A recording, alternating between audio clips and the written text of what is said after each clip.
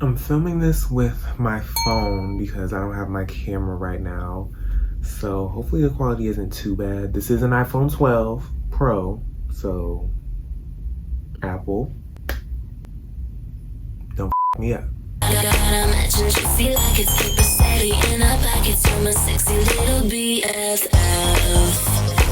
Good morning, America, and any other country watching. Today I am in the lovely city of Atlanta, Georgia. I'm here for work and I'm bored in my hotel room, and I thought that I would tell you guys a little tale that happened just yesterday, not even 24 hours ago. So, like I said, I'm here in Atlanta. Yesterday, I was working on something that you guys will find out about soon, but I can't really talk about right now. But I was working on something and I went to work. I'll just start with the very beginning of my day.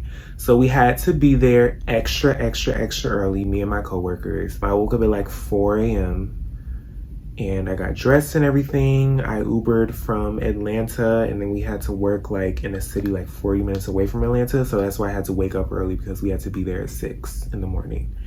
And oh my gosh. So it was like this big, huge building. I guess like a, what is it called? Headquarters. It was a headquarters building, and it was really big. So there was like a section that everybody who was working goes to. And I think like me and like 10 other people went to another section that we thought it was. And I was like the first person there, and I Ubered there. And a lot of other people drove there. So I was there at like 5 o'clock in the morning. There was maybe like 2 other cars, and I like had just told my Uber, okay, you can go. So I was like just standing in the parking lot, just hoping that nobody would kidnap me.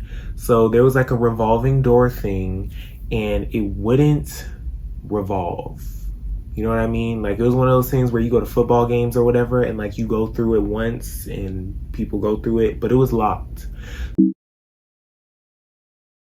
So I had to like maneuver my way into like making it go backwards, and then like squeezing in the middle part and then squeezing out the other side of the gate to get in the building, because I was scared. Like I wanted to be inside the gate because it was 5 a.m. It was dark as hell. And I did that only to find out that that's not where we were supposed to be, because everything else was locked. Like the gates were locked. We thought that's where we were supposed to be. So I told someone else that that's what I was doing. So then I went there, he went in there like a little bit after me. And then we found out we weren't supposed to be in there. So we snuck our way back out and then went where we were supposed to go. But that's not even the point of the story. That was just a little fun tale that I thought that I'd tell you guys. If you hear whatever that is outside, I apologize. I'm staying downtown. So I think I've heard gunshots like 6 times. What I wanted to tell you guys was this story of kind of how I had like a mini panic attack, because I really thought for a second that I was like stranded here in Atlanta and like would not have a way to get back home. Well, let me tell you why. So what we were doing, everybody had to be in a certain area just like for meetup, like to bring our stuff, put our stuff there. Some people brought food, just to like leave everything there. And it was the building right where we were supposed to park and everything. So we all went in there, and then we dropped our stuff off. They fed us, and we were needed in a computer lab, but the computers were like special. So they were in a whole other area inside the building. Now, in my head, and probably in a lot of other people's heads, I'm thinking, why would we not just drop our food and stuff off in a computer lab, or like a building or a room that's a little bit closer in the big building to the computer lab? But they said, obviously you can't have like food and drinks by the computers. And they said the computers were like very, very special, which they were. They weren't like your average computer. So like they could only be in a certain place because of the servers and the wires and the power it takes to keep them on. So whatever. So we dropped all of our stuff, and they gave us breakfast. And they gave us breakfast in these like to-go things. I did not bring a car because I Ubered there. and I'm in Atlanta. So I didn't bring like a suitcase, a backpack, a purse, nothing like that, the way some other people did.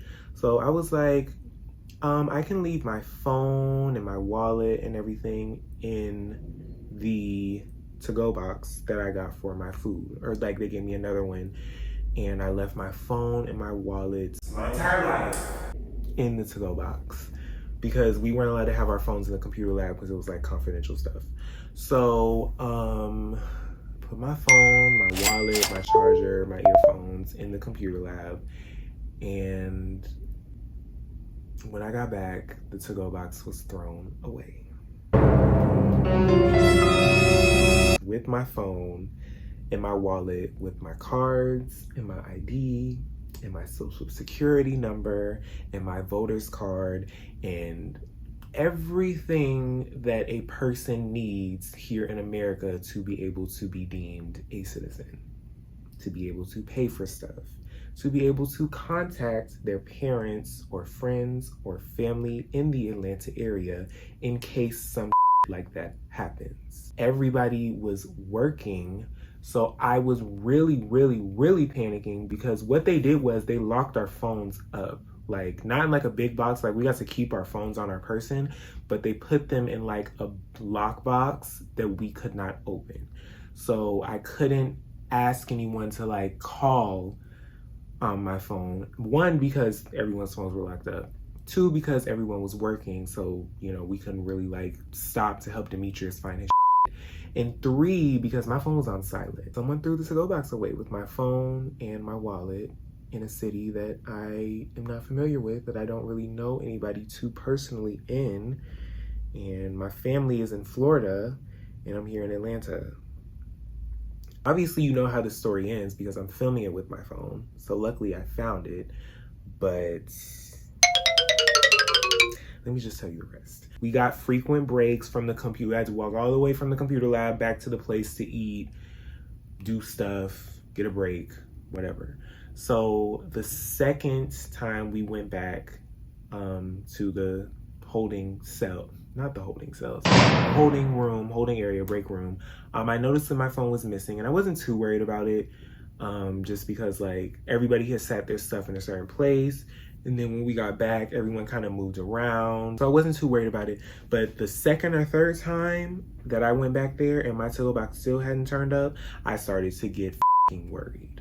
I Uber there. So how the f*** am I even going to Uber back to my hotel room? My hotel key was in my wallet. My card was in my wallet. My ID was in my wallet. So even if I found a way to get back here, they probably wouldn't even let me back in my room without my ID or without even a picture of my ID off my phone. So anyway, that was crazy. I was panicking, stranded in Atlanta in my mind.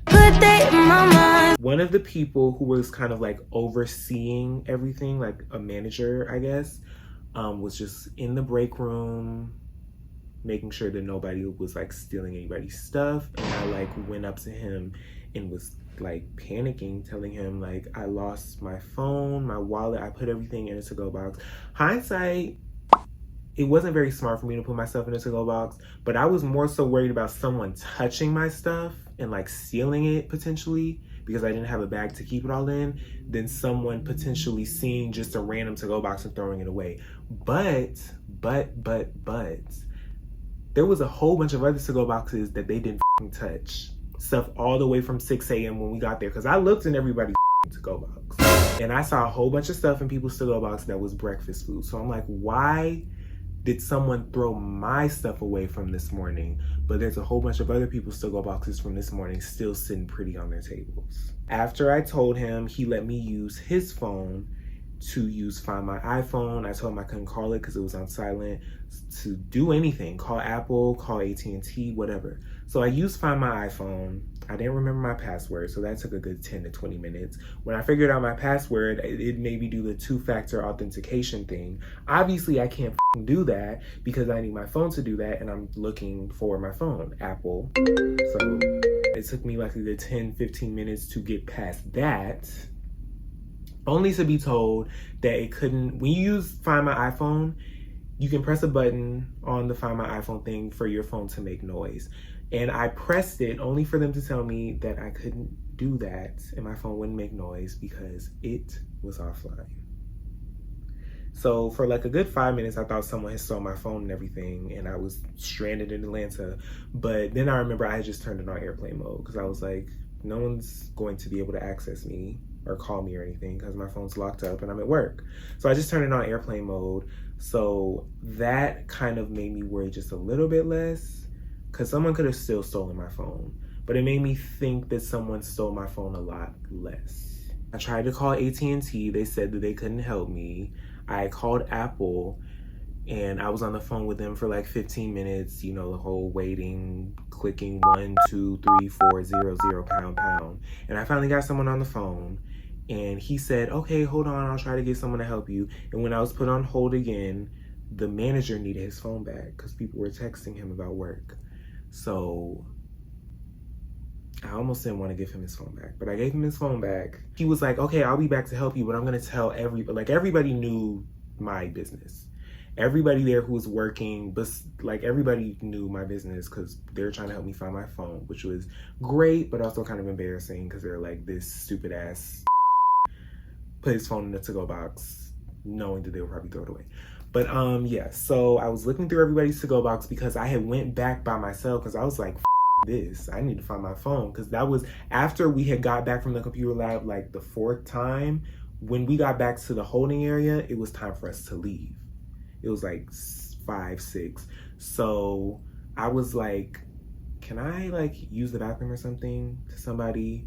And they're like, sure. And then I just didn't come back because I needed to find my phone before everybody got back and started leaving. So I was one of the only people in there and I started going through everybody's stuff. Not like their purse. I went through their purses a little bit. Not gonna lie about that. I opened up everybody's to-go box. My hands are clean. I didn't touch any of their food, but that was not my finest hour. None of my stuff was in any of the to-go boxes. So nobody had grabbed it by accident, stole it. My to-go box was gone. My wallet was gone. My phone was gone. In the middle of Atlanta, I'm here by myself. I was literally on the verge of tears because I was like, I'm going to have to call my parents to drive from South Florida to Atlanta, Georgia to pick me up. I don't even know where I'm going to wait for them to make that 10, 12-hour drive because I probably can't get back in my hotel room. So I'm probably just going to have to wait somewhere at somebody's house or something and just look stupid and get a new phone and have to get a whole new ID, social security card, credit card, debit card, all of that.